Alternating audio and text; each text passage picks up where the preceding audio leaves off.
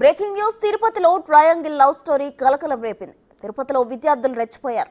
నగరంలోని ఓ సినిమా థియేటర్లో యువకుడు కత్తిపోట్ల ఘటన కలకలం రేపింది. ప్రేమ వ్యవహారంలో ఓ యువకుడిపై మరో యువకుడు కత్తితో దాడి చేశారు. తిరుపతిలోని పీసీఆర్ సినిమా థియేటర్లో ఈ ఘటన జరిగింది.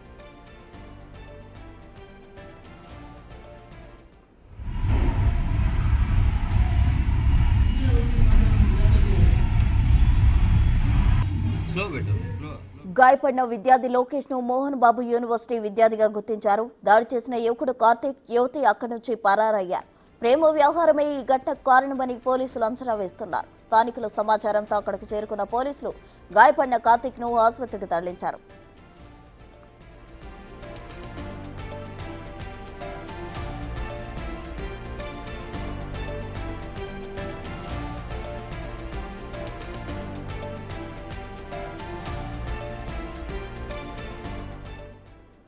ఇక ఇదే అంశానికి సంబంధించి మరింత సమాచారం మా ప్రతినిధి దామోదర్ అందిస్తారు. దామోదర్, దీనికి సంబంధించిన పూర్తి డీటెయిల్స్ ఏంటి?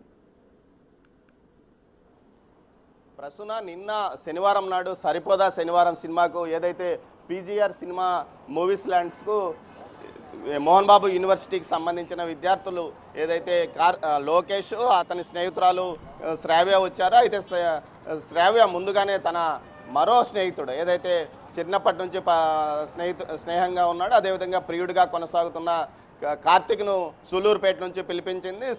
లోకేష్ ఏదైతే ప్రకాశం జిల్లా గిద్దలూరు మండలం. అయితే సినిమాకు వచ్చిన ముందు వరుసలో లోకేష్, అదేవిధంగా శ్రావ్య కూర్చున్నారు. వెనుక వరుసలో కార్తీక్ కూర్చున్న విధంగా సీటింగ్ టికెట్స్ కూడా శ్రావ్య బుక్ చేసింది. ఒక్కసారిగా 12:30 గంటల సమయంలో సినిమా చూస్తున్న సమయంలో కార్తీక్ లేచి కత్తితో ఎవరైతే లోకేష్ మీద దాడి చేశాడు, ఎడం వైపు కడుపు పైభాగాన కత్తితో పొడవడంతో పేగులో 3 చోట్ల గాయాలైనది తెలుస్తుంది. వెంటనే అక్కడ అబ్బాయి అక్కడ నుంచి వారు పొడిచిన వెంటనే బయటకు వచ్చి టూ వీలర్లో కాళహస్తి వైపు పారిపోయారు. మరోవైపు ఏదైతే కార్తీక్ బాత్రూంలోకి వెళ్ళి గాయాన్ని క్లీన్ చేసుకుంటుండగా థియేటర్ సిబ్బంది గుర్తించి పోలీసులకు అప్పగించారు. పోలీసులకు మాత్రం తాను థియేటర్లో పడిపోయినాడని చెప్పాడు. కానీ అది ఆసుపత్రికి తీసుకువెళ్ళిన తర్వాత కత్తిపోట్లని డాక్టర్లు చెప్పడంతో పోలీసులు కేసు నమోదు చేశారు. తర్వాత సీసీ ఫుటేజ్ పరిశీలించారు. మరోవైపు ఏదైతే ఆ అబ్బాయికి సుమారు 3 గంటల పాటు ఆపరేషన్ చేసి ఆ అబ్బాయిని పరిస్థితిని చక్కదిద్దగలిగారు.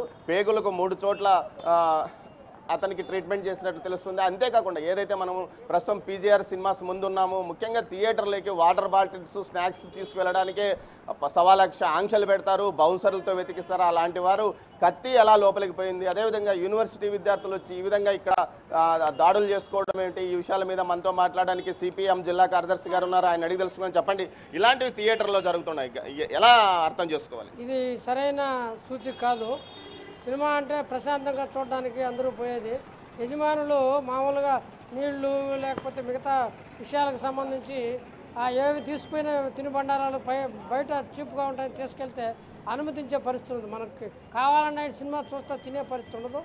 ఇటువంటి అన్నింటినీ బయట పారేస్తుంటారు. మెటల్ డిటెక్టర్లు పెట్టడము, వాటి ద్వారా ఏమి లోపలికి రానివని చెప్తున్నారు. కానీ కత్తి ఎలా తీసుకెళ్లారనేది ఈరోజు ఒక మనకి ప్రశ్నగా ఉంది.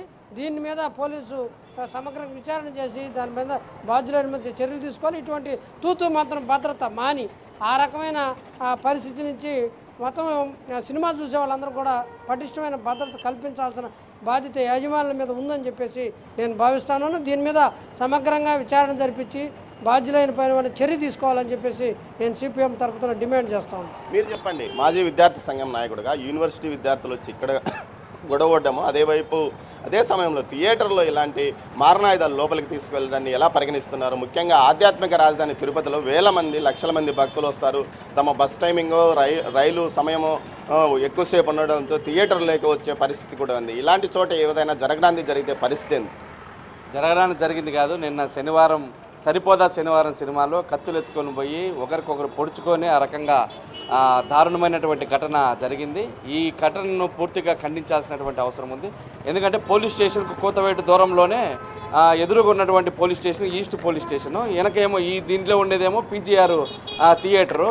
కోత వేస్తే కూడా పోలీసు వాళ్ళు ఇక్కడికి వచ్చే పరిస్థితి. అట్లాంటి చోటే కత్తి ఎత్తుకొని పోయి దారుణంగా పొడుచుకొని 2 విద్యార్థులకు సంబంధించినటువంటి ఒక లవ్ మ్యాటర్లో పొడుచుకొని అతనే నడుచుకుంటా పొడిపించుకున్న అతను నడుచుకుంటా వెళ్ళిపోతున్నటువంటి ఘటన చాలా సీరియస్గా అనిపిస్తూ ఉంటుంది.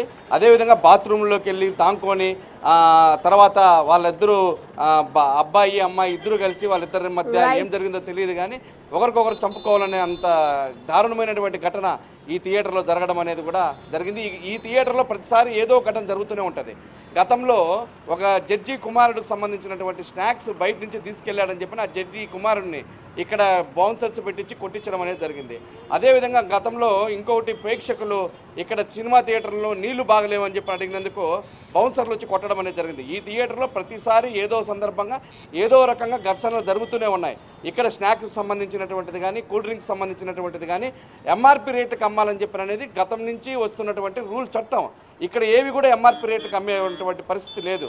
పార్కింగ్ ప్లేస్లో 10 రూపాయల నుంచి 15 రూపాయలు వసూలు చేస్తున్నారు, కానీ పార్కింగ్ ఫీజుకు డబ్బులు వసూలు చేయకూడదు. ఇట్లాంటి ఘటనలు ప్రతిరోజు జరుగుతూనే ఉన్నాయి.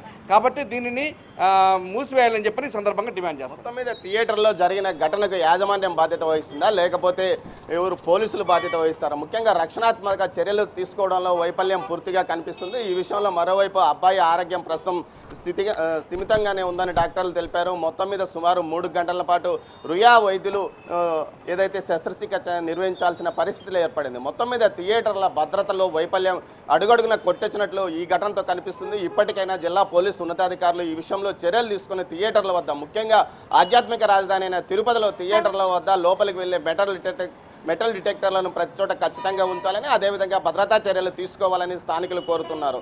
ఇది ఇక్కడి తాజా పరిస్థితి. ప్రసూన.